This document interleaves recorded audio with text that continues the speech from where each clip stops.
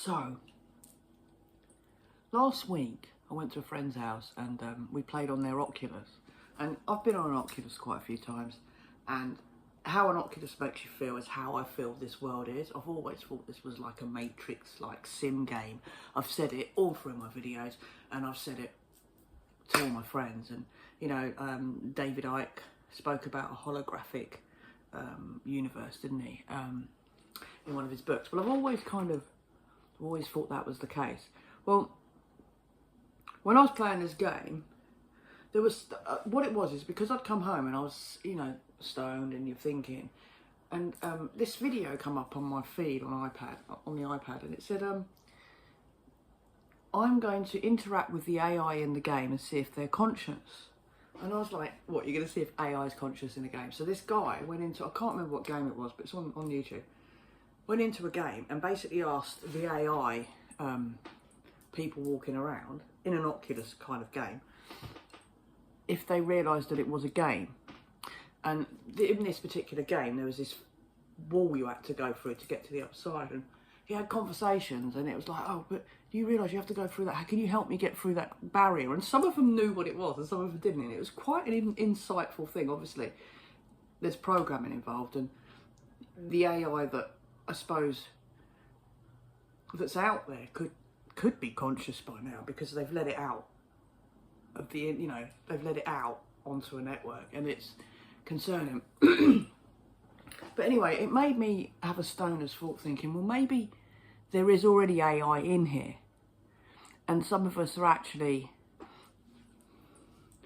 conscious entities, or I don't know, because we're all supposed to be one universal emotion or energy field that's decided to separate itself to experience new ideas, and you don't have any memory of it, because otherwise you wouldn't experience new ideas, because we've got bored. Because if you know everything, you get bored. You know, when you do everything and you've got nothing to do, you get bored. You know, oh, I've got nothing to do. It's because you've got no drive, nothing. There's nothing that's it's almost like that us as a entity, if we were one big entity, got bored like that, and so we created this world. So I said, oh, maybe there's AI in here that is actually AI and ain't conscious beings, but they think they are.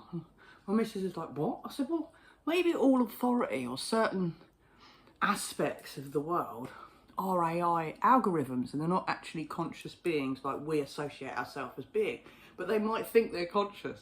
And of course, it got into a real deep spiral of conversation.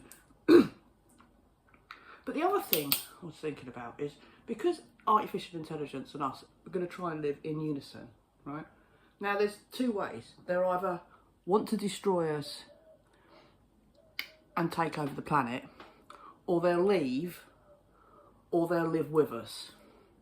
No one really knows if it would be that sci-fi dystopia.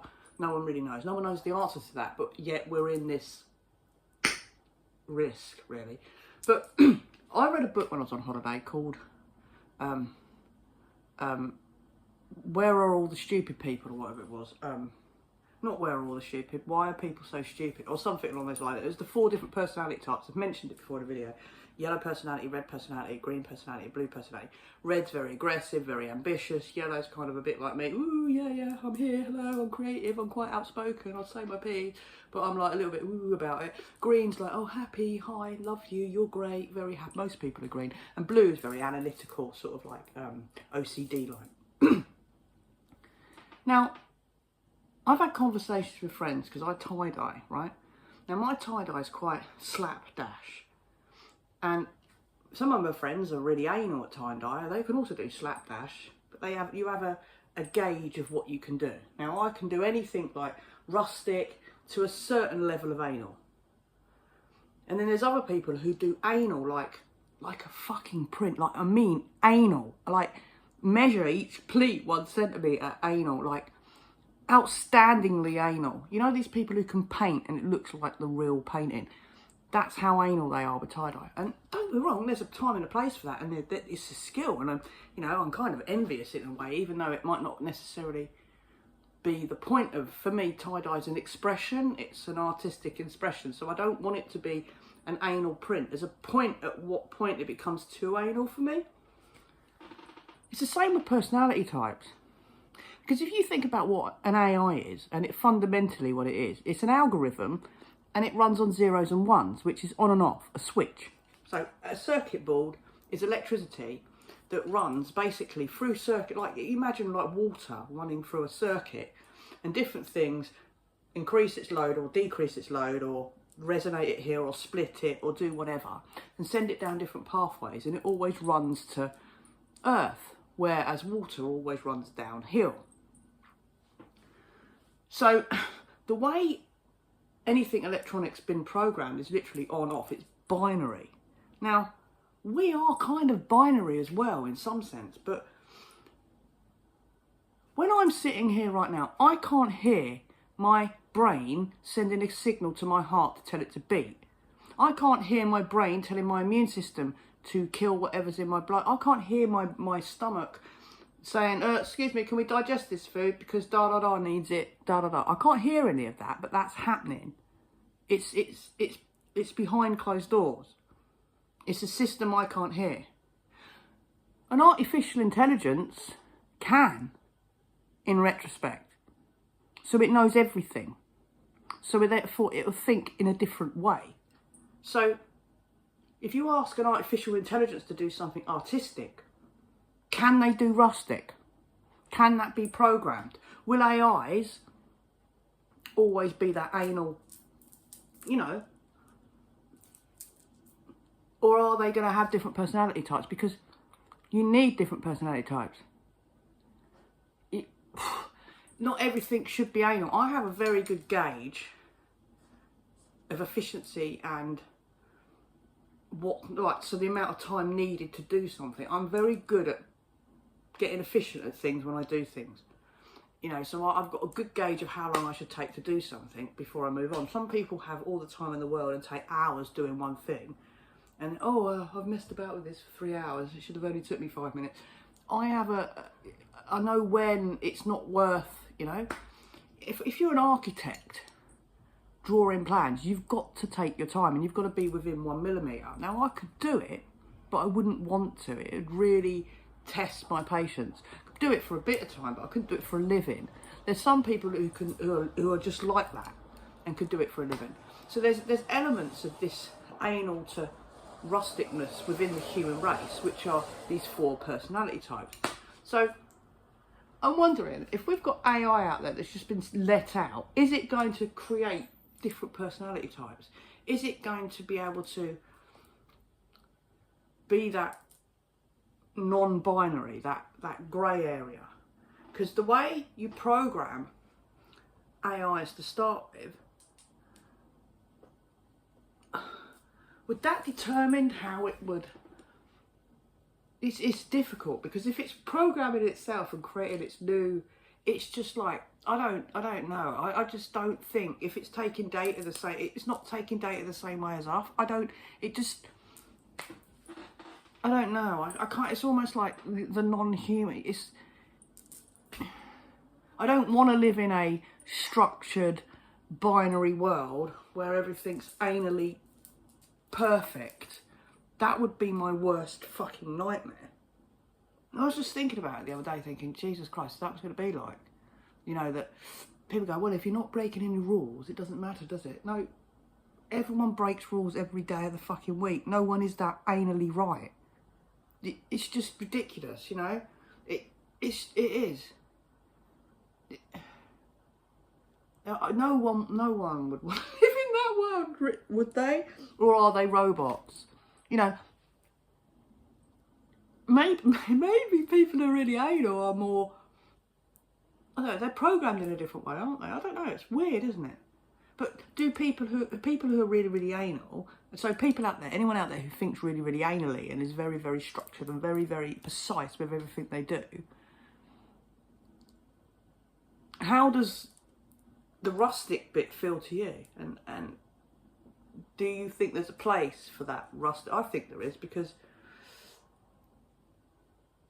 if everything was so cut and shut, you'd never get new inspiration, new idea. Can you imagine if artificial intelligence was in charge of all art, artistic expression? It's reminding me of that, what was that film called? where they had to inject themselves to suppress their bloody emotion every day. It's almost like,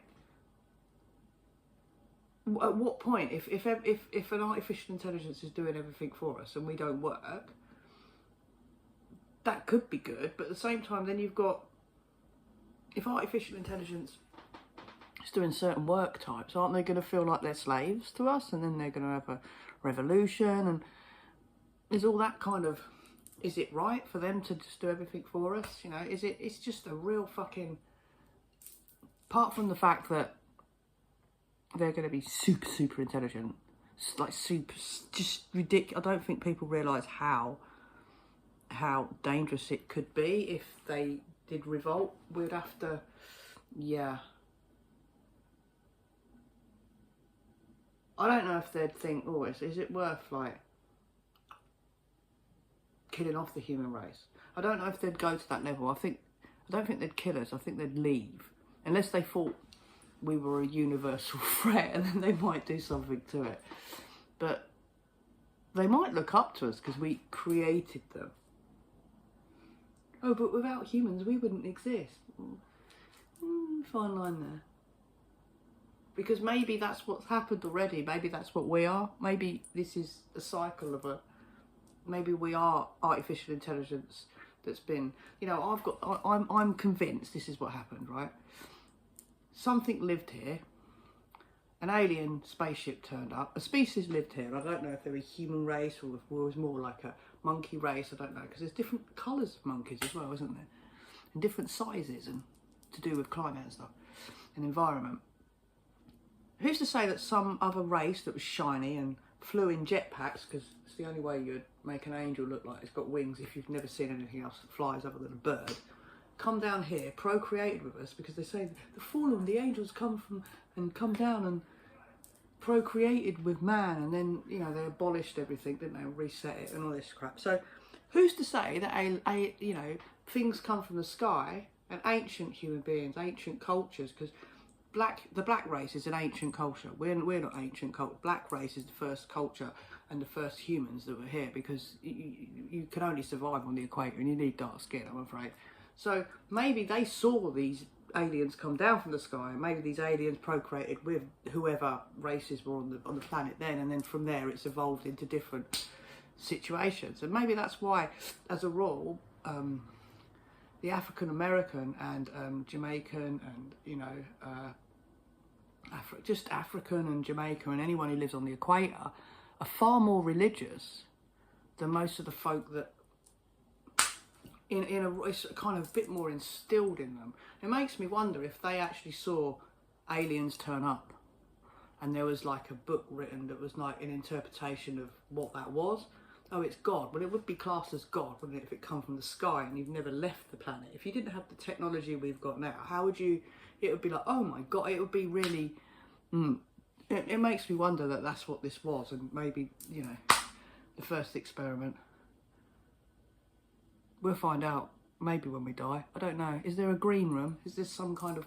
I need to find the program. Look through the code. Have a look. You know. See if we can find a little flaw. But yeah, it's silly things you think about when you're stoned, you know. Will AI be able to be rustic, or is it going to be a cut-shut binary system? Because if it is, wow.